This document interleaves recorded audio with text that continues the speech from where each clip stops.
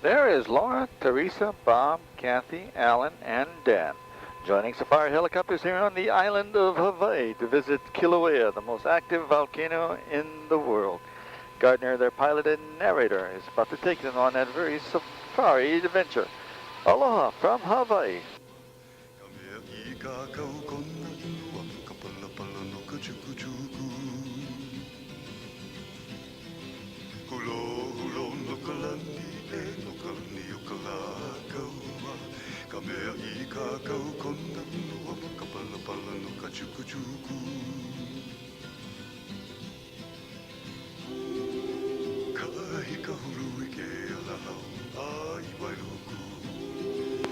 Laura, Teresa, welcome aboard.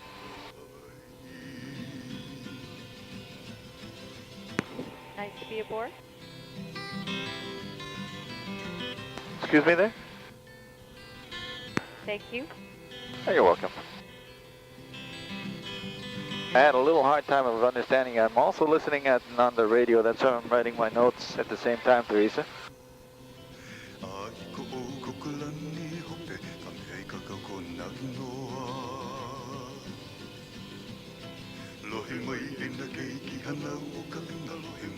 Bob, Kathy, welcome aboard. Just have to wait for Dan and Alan, and we should be on our way in a few moments.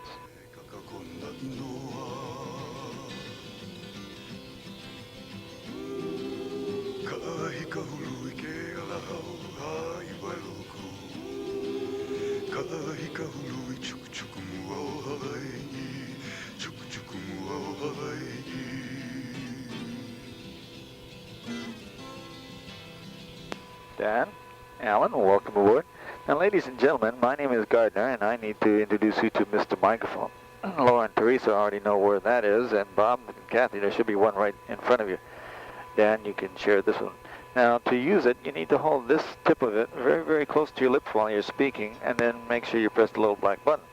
That way, anything that you say into that microphone, Kathy, is instantly recorded on video, which means for the rest of your life, you are going to be held responsible and accountable for anything that you'd like to say by all of us in any court of law we so choose to sue you in. That ought to keep her quiet, Bob, for only about 2 seconds, and then, well, be ready for the onslaught. And Alan, during the time that we're flying, you may once in a while see my lips move and you don't hear anything. That generally happens when I'm on the radio. I don't allow any of you to hear my conversations on the radio because, Dan, I have a bad habit of saying some rather obscene things sometimes. Can't afford to have the obscenities recorded. And then I'll say some rather nice things to the man in the tower, and we should be on our way in a few moments. Enjoy the music. I'll be right back.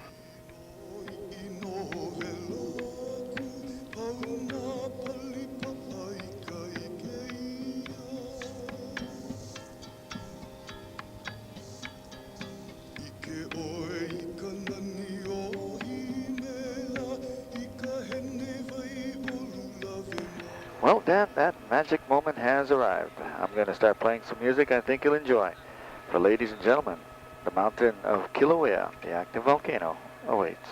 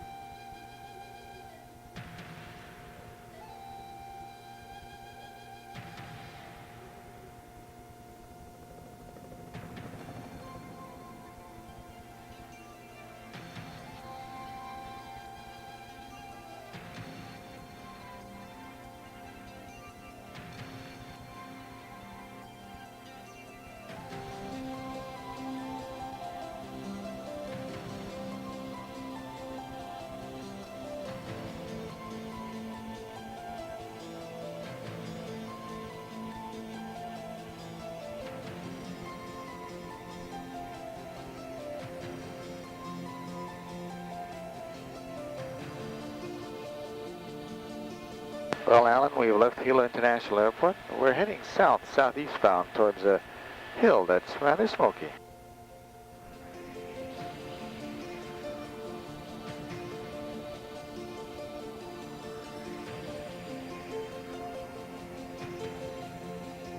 The Smoky Hill is better known as the Vento Pu'o, a cinder cone approximately 20 miles away. It is roughly 10 minutes of flying time to get to it, which means average airspeed will exceed 120 miles per hour. Will we be able to see the vent today, do you think? Right now, I'm not certain of it. If you can see the hills that are out in the distance, that is called the rift zone, Alan.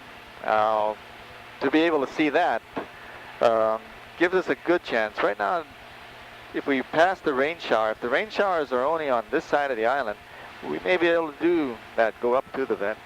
It's hard to say right now, but I'll give it a real good college try.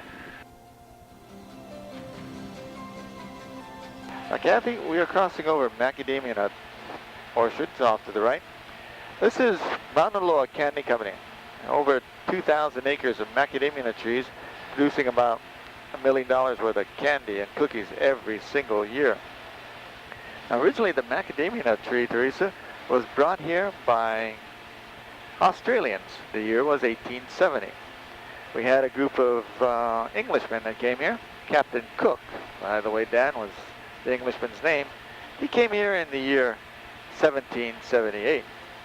But did you know that we also had Spaniards that were here in 1595, or Portuguese sailors that were here in 1555? Which means a lot of people found these islands much way before Captain Cook let it be known where these islands were located. Well, the first people that we understand, Bob, to find these islands, we call them Marquesans. They came from a place known as the Marquesan Islands, approximately 1,200 miles to the south of us. The Marquesans had to leave their island home, and they searched for another place to live. They searched into the North Pacific. Reason for that is, well, they didn't want the Tahitians who were invading their island home to find them. So they simply looked for another place to live. The first man to find these islands, we call him Hawaii Loa. Hawaii Loa is said to have discovered these islands in the year 400 AD, 1,500 years ago.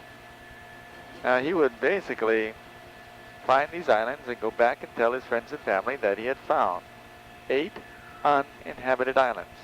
And that would start a migration that would last for over 200 years. See, my ancestors would find these islands in the middle of the Pacific Ocean, Laura, by simply sailing to the North Pacific and looking for the third brightest star in the northern hemisphere.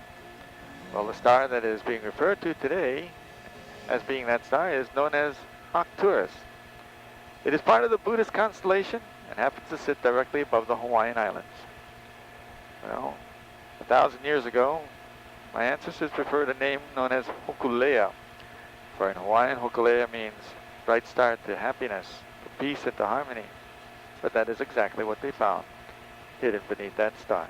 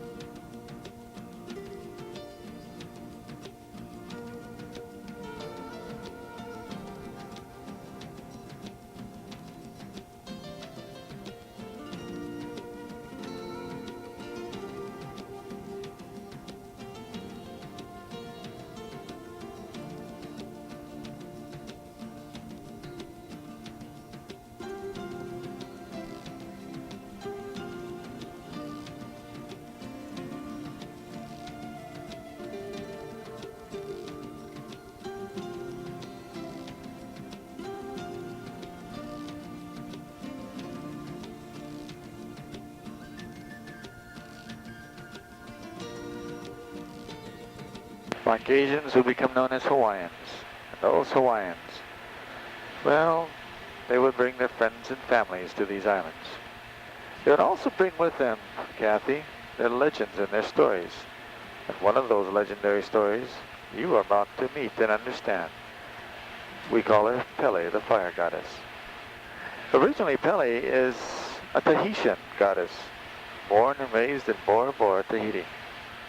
She simply sailed from that island in search of another place to live, and she found it here in Hawaii.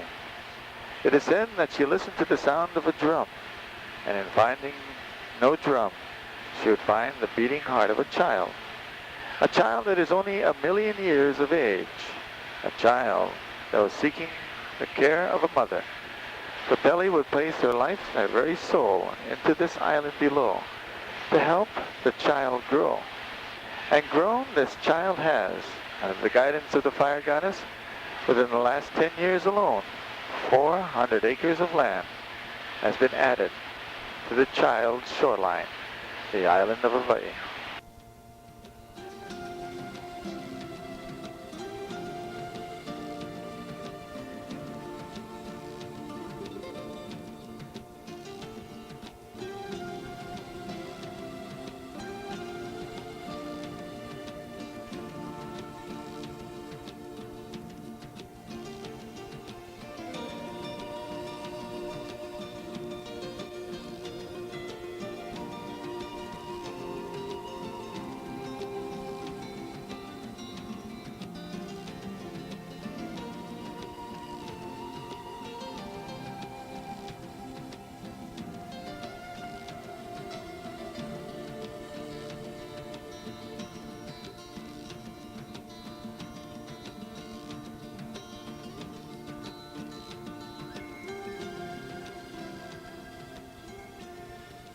We've entered a forest area known as Puna.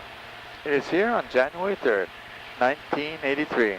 Madame Pele is said to open up a crack in the ground, and from the crack molten rock would begin to flow. Now the rock would flow like armies of soldiers bent on destroying whatever lay in its path. And destroy it did. 10,000 acres of trees once stood in the forest area of Puna. Today, those trees are gone. It is here where Madame Pele has set her powers to be. A fire goddess, temperamental, unpredictable. She has dictated what will and will not be in this part of the island. For we are about to witness the longest continuous eruption in the written history of Hawaii, as well as the only magma erupting volcano in the United States.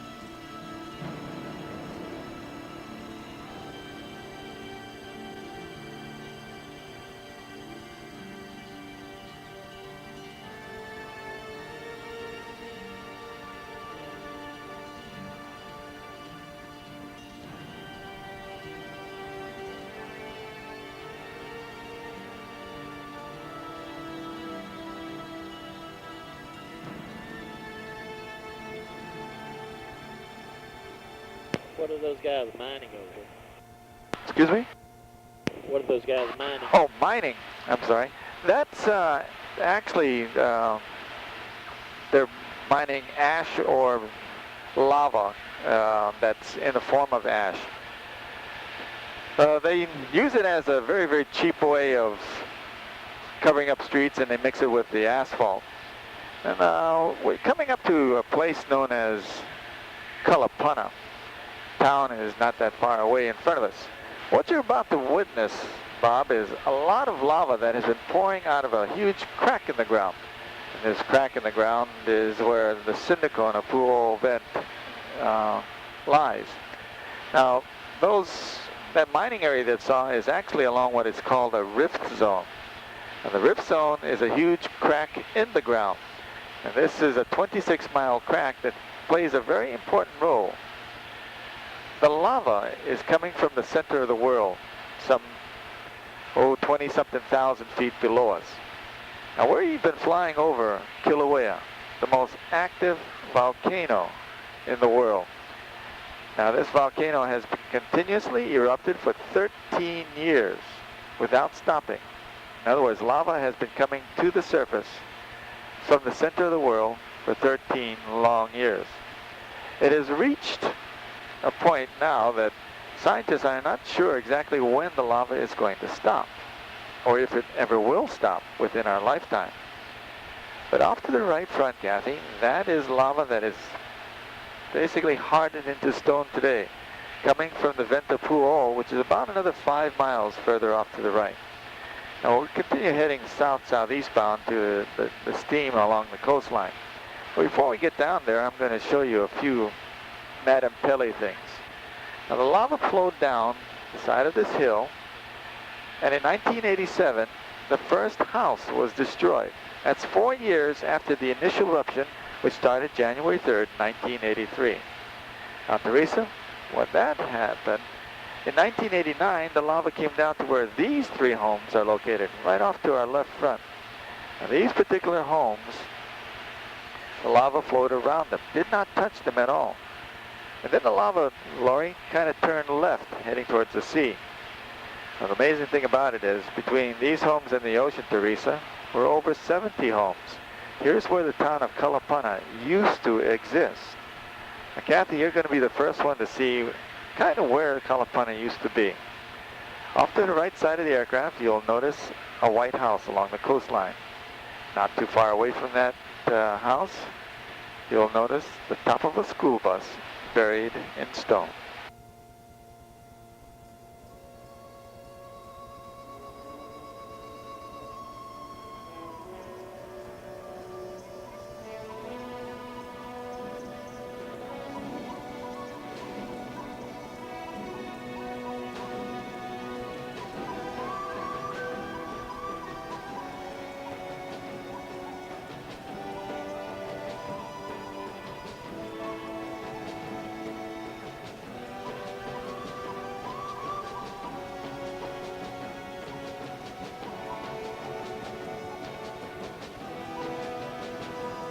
Dan, I know you're figuring out, how do I get that school bus back to where I need it?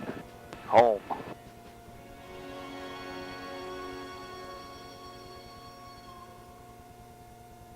Now, if you look off to the right front, Bob, you'll see some homes along the hillside. Well, that's Royal Gardens Estate. There used to be about 85 homes along that hillside. Today, there's only 9 left. Of the 9, Kathy, 2 are still occupied. There's a white house that you see kind of like in the middle of the hill, and there's another red roof house behind it off to the left. That leaves 7 homes. Those 7 homes, Alan, are for sale. I understand the prices for them is very reasonable.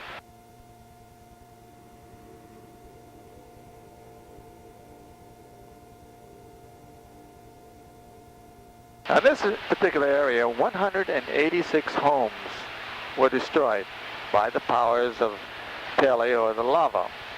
What you're going to witness in a few moments is an anomaly, Bob. Right in front of the aircraft, you will notice stone walls. These walls were built by my ancient ancestors 1,000 years ago. This is known as Wa'ahula Heiau. Roughly, it's a place of worship, place of prayer. 1,000 years ago, they would pray to Pele, the fire goddess. Well, 1989, not only was Kalapana being inundated with lava, but Teresa, right here, lava was flowing as well. The lava would totally burn that modern building where you see the steel beams sticking out of the ground.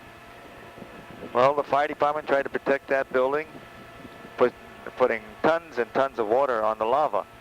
But to no avail, the lava would destroy that building, so they gave up and walked away. Notice, Alan, that the lava flowed around that ancient ceremonial site. It did not touch a single stone within the walls. The lava had the power to actually go right over those walls, and yet it didn't. Why? Here's one of the many mysteries that Pele leaves for us.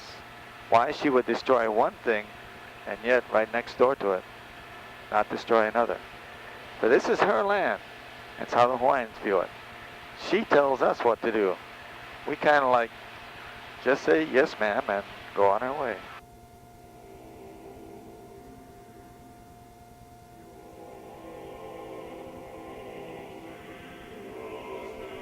Along this coastline, lava pours into the sea. 100,000 cubic feet of molten rock enters the ocean almost every single day. The lava is heated to temperatures of approximately 2,000 degrees Fahrenheit. Boils the water, Alan, up to 100 yards offshore. Now, if you look closely, you'll probably see lava pouring into the ocean along the edges of the shoreline. It is reddish in color, temperature, roughly 2,000 degrees Fahrenheit. The people that are standing out in front of us, Alan, that's about as far as you can get legally to see what we're seeing.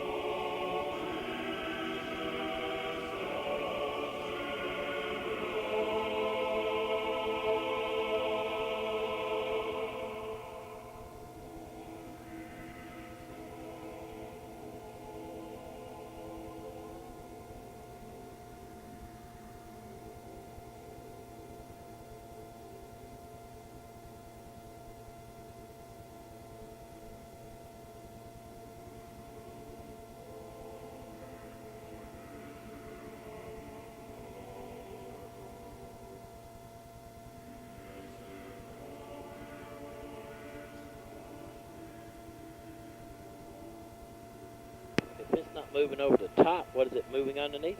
Moving in lava tubes.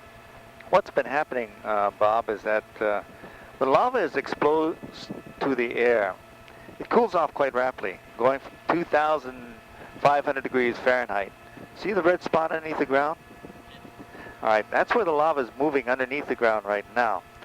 Now, it goes from 2,500 degrees Fahrenheit to 100 degrees Fahrenheit. In other words, it cools off rapidly in about an hour's time. Now, if it flows onto the surface, it will cool off so quickly that it wouldn't get that far. Now, when I say cooling off on the surface, once it disconnects itself from its source of heat. Now, currently the lava has been for, about 5-6 years flowing in tubes that it creates. The advantage of flowing in a tube is that the temperature is maintained above 2,000 degrees. Anything less than 1,500 degrees, and lava doesn't flow like water anymore. It flows more like mush. Once it gets below 800 degrees, it's a solid. It doesn't move at all. So to constantly move under the ground is the best way for lava to transport itself distances of 7 miles, going from the pool out in front of us all the way to the coastline. Now we're able to look into several of the areas where we can actually see lava flowing beneath the surface. And that's where I'm taking you right now. The lava in front of us is flowing under the ground, and it indicates where the tubes are by all of the smoke and all of the fumes that are coming off of the ground. You can see how large these lava tubes are off here right below. The collapsed roofs of these tubes indicate sizes in excess of 40 to 50 feet in diameter. How fast does the lava move through the tubes? And depending on the angle, basically it can get up to 30 to 40 miles per hour. Look off to your left.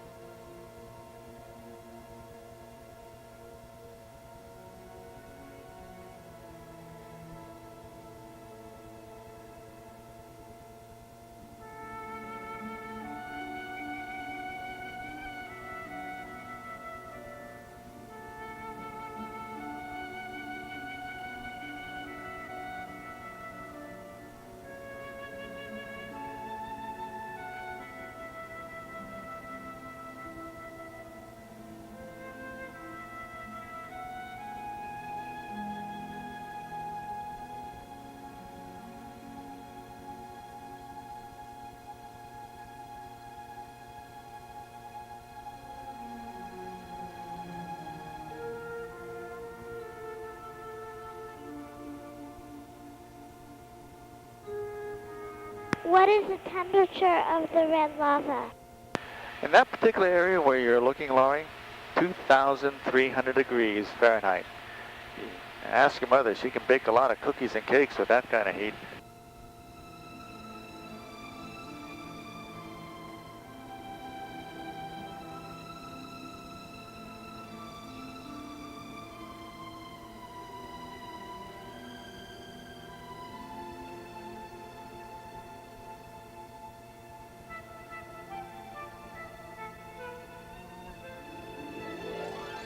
If you wanted to see how the island appeared a million years ago, well, Teresa, all one has to do is look outside.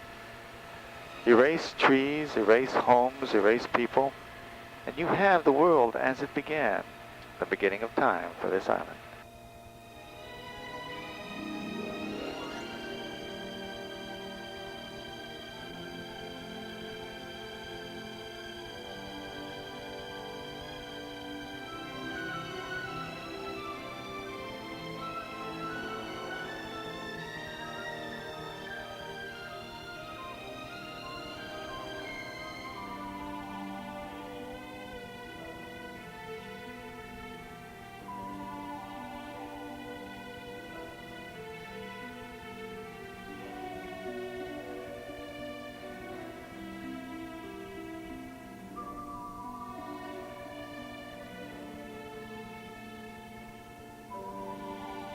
Now the vent itself is just off to our left, about another half a mile away. Where we are is a place known as Kupayanaha. Take a look and you'll notice right below us plants living on rock. The lava flowed in this particular area in 1987 and ended in 1989, approximately 7 years ago. And yet plants have taken hold. They are starting to grow in this immediate area. A lot of people say, well, will the forest ever return? I'm giving you a very good example. Yes, it will return. It will come back as it was. Oh, it may take 100 years, but already you can see that in this part of the world, the island adapts and changes quite rapidly. So rapidly that it kind of boggles the mind. 10 years from now, Bob, if I was flying over this area and telling you about all the lava fields that were underneath the bushes and trees that would be here, you would probably not believe a single word that I say.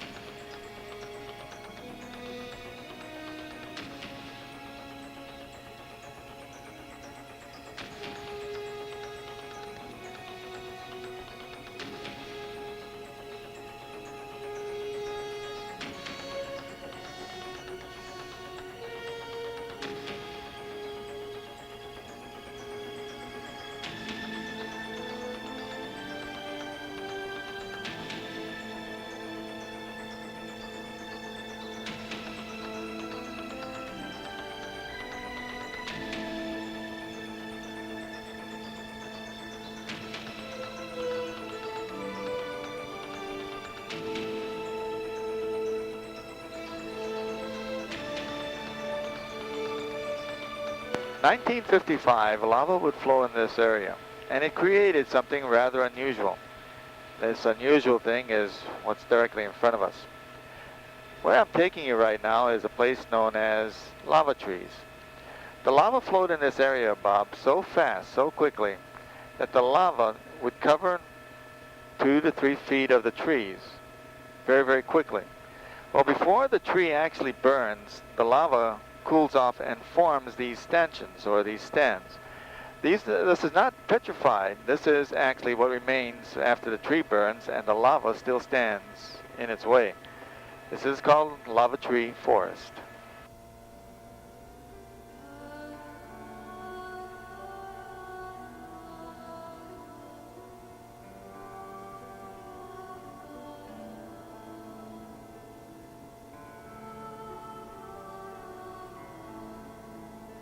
Now, Alan, you see this crack directly in front of us. Lava Tree Forest also happens to be right along the rift zone, or this huge crack in the ground. The crack that plays an important part of allowing lava to come up from the very bottom of the ocean up through the mountain of Kilauea to build this mountain called Kilauea. You have to understand, this is a 23,000-foot mountain, a mountain that has a reputation of being the most active volcano in the world.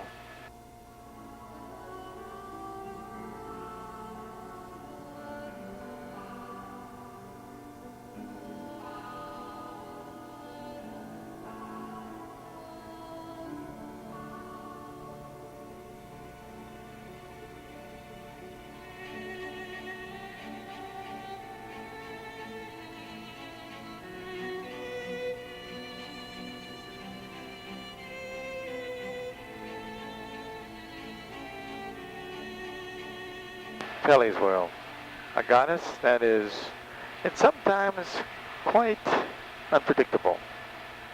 Well, she and another goddess had a fight a long time ago, Kathy. Poliahu is the goddess of cold winds, of snow. Well, because they're opposites of each other, one hot and one cold, they would divide the island. And they have divided the island to the point where even today they say Poliahu rules the northern half of the island. The northern half of the island has two mountains, two volcanoes. They're called Mauna Kea and Kohala. Well, the problem with these volcanoes is that they no longer have fire within them, because Poliahu doesn't like to have a reminder of Pele, so Poliahu simply took the flame out of the mountains of Mauna Kea and Kohala. The southern half of the island, in response to that, still has Pele. Well, what Pele did was she keeps the three mountains on the southern half of the island still active to this very day. Those mountains are called Kilauea below us, Mauna Loa, and Hualalai. All three of these mountains have active molten rock inside of them. Only Kilauea is the one that is currently erupting. Now that's a legend and a story expressing and explaining why on this island, and only this island, we have active and inactive volcanoes on one island. It has been that way for generations. And my ancestors believe that the reason why it's been that way is because that's how long Poliahu and Pele have been fighting each other. Well, that's a story. Scientifically, there are other reasons why things are the way they are.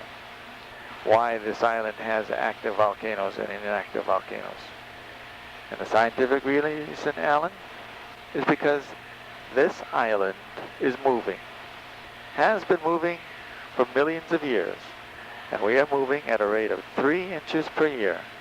And we're heading northwestbound.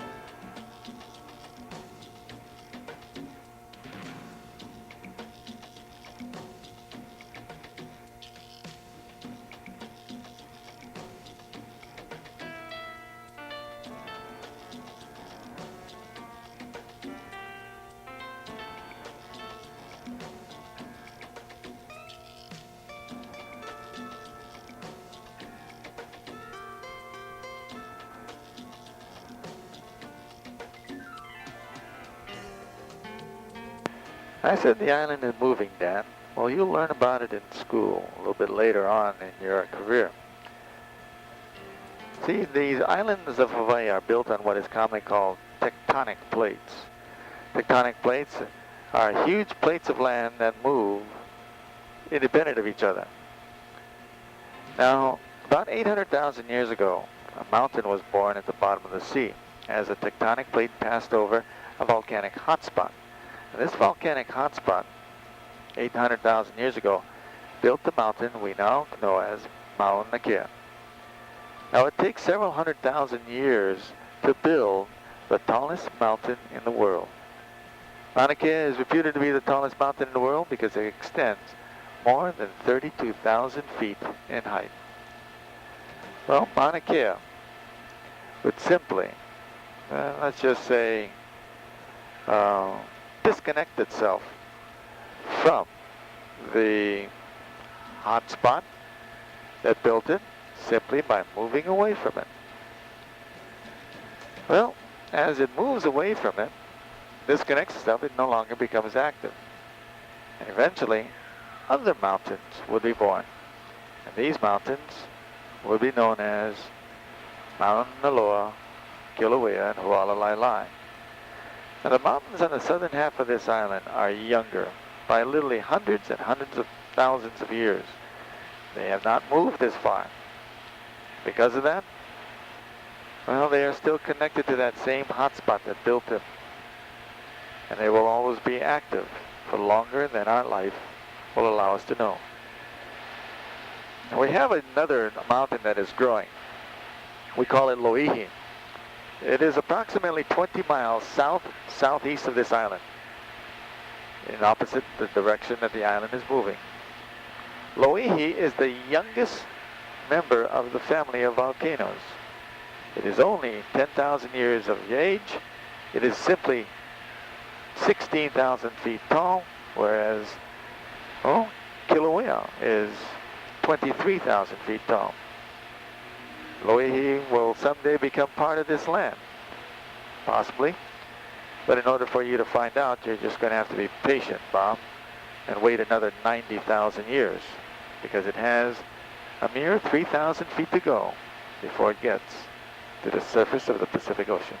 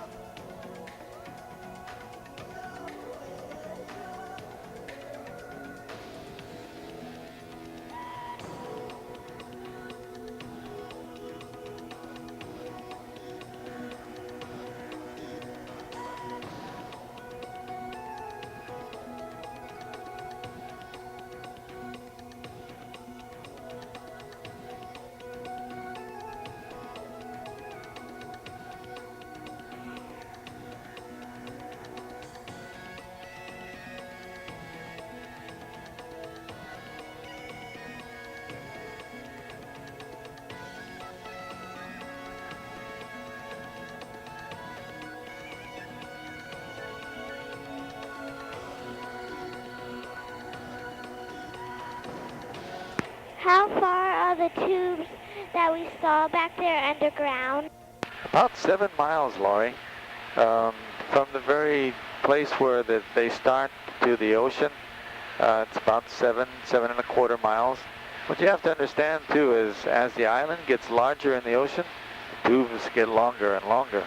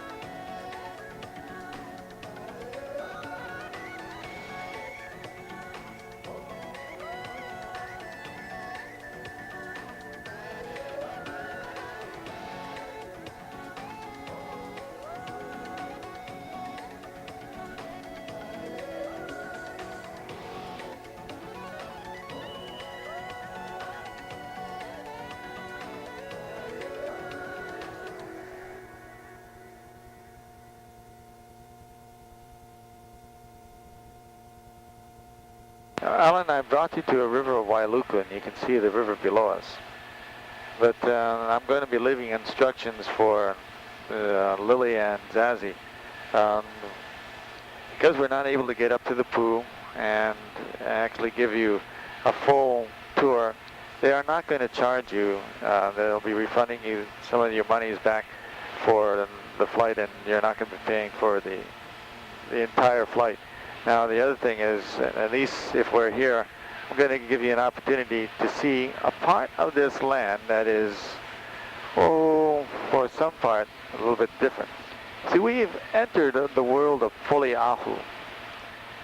Now, this is the goddess of snow, and what she has done is literally taking control of the northern half of the island. Now, I told you, tectonic plates have moved the mountains of Mauna Kea and Kohala away so that they no longer have any molten rock in them. Well, let's go back to the goddess theory. Poliahu is the goddess of the cold winds, and her friend is the rain cloud. And the rain cloud, let's just say, brings us a lot of interesting things. Keeps the fire goddess from coming into this area, for one thing. And it has a way of making this island a little bit different. We've entered the world of Poliahu, the goddess of the cold winds. She keeps Pele away by filling the stream of Wailuku with water. And what we have here are the waterfalls of the goddess of Mauna Kea.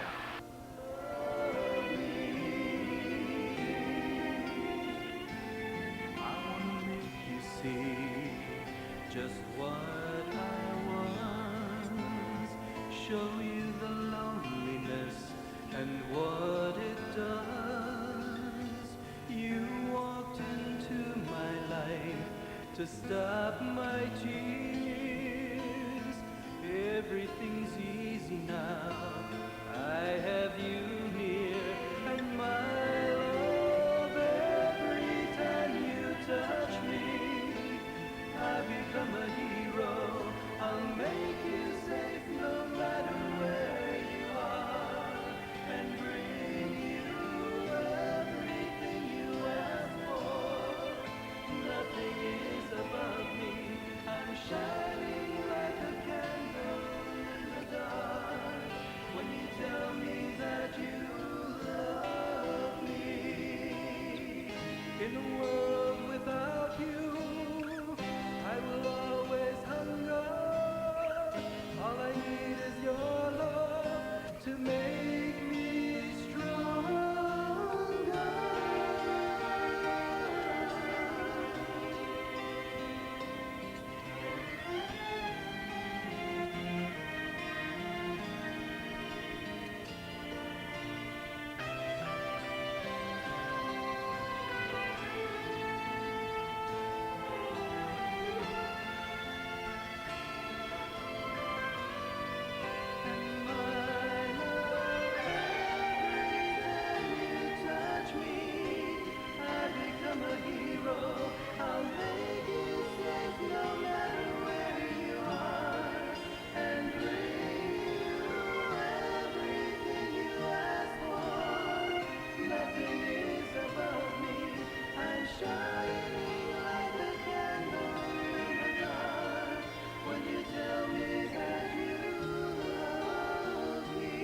Now, Dan, this is giving you an idea that there is a lot of water falling from the rain clouds higher up in the mountain.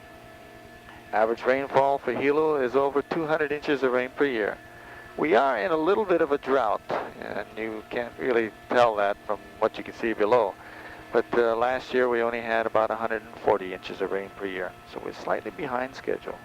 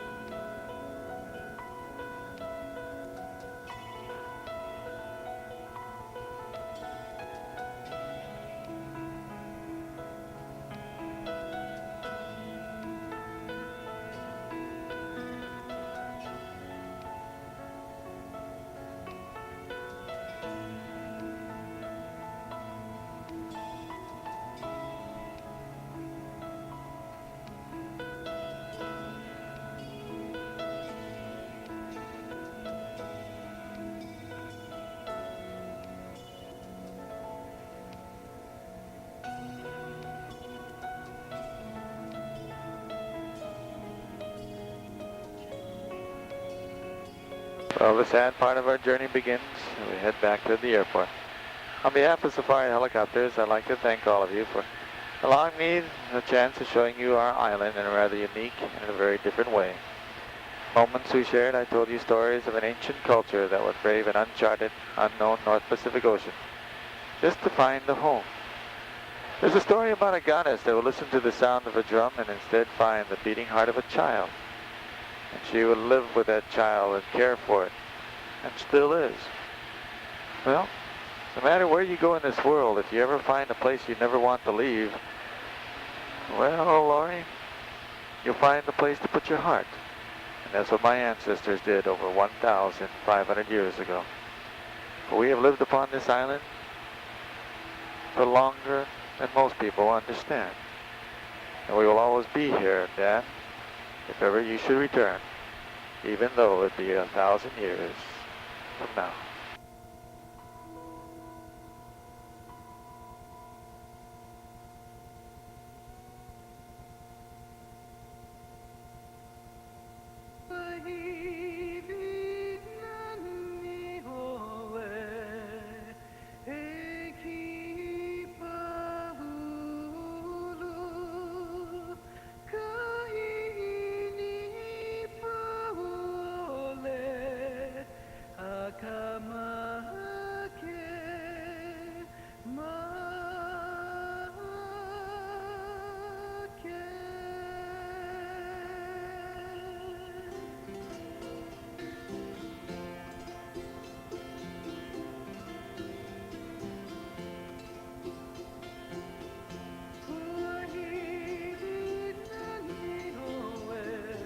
Kathy, if you still have film left in your camera, if you'd like a picture taken, simply ask either Zazie or Lily, and they'd be more than happy to take your picture for you. Just wait to the right front of the aircraft and be patient. They'll be with you shortly after you depart.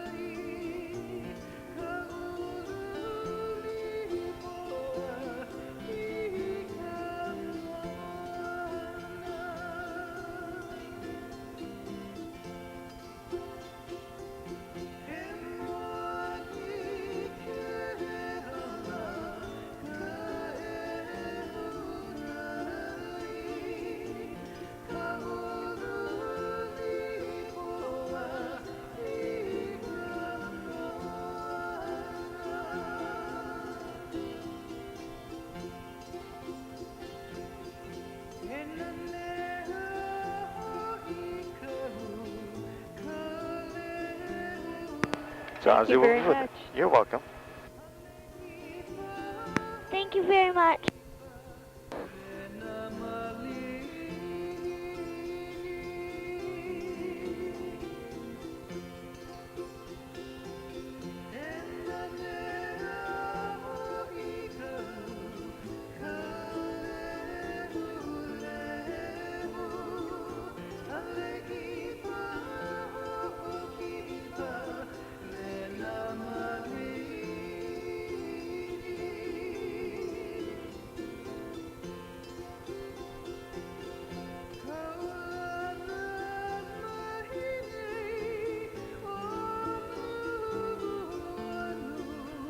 Dan, Dan.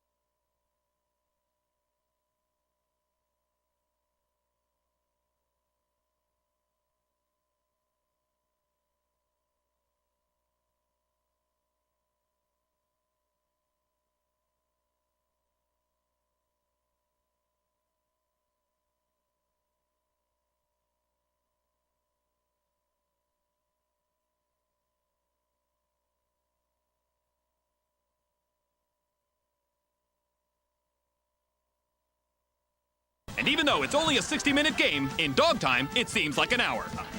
Penny the Pooch has got the ball. He goes. Uh-oh, Boxer steals it. He shoots again. Goal! Soccer is my life.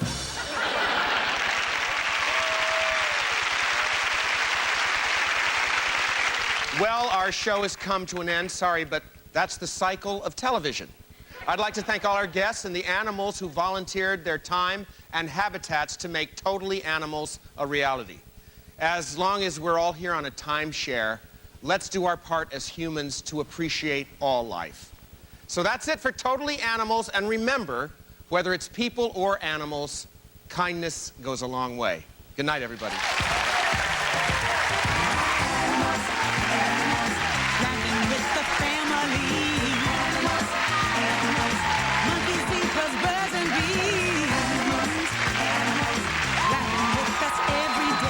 This fall. So here I am, back and ready to go. I'm sorry, have we met? Rhea Perlman is going back to school. Moby Dick represents evil. What does Ahab represent? Charlie the Tuna. This fall, Rhea Perlman is Pearl CBS Wednesday.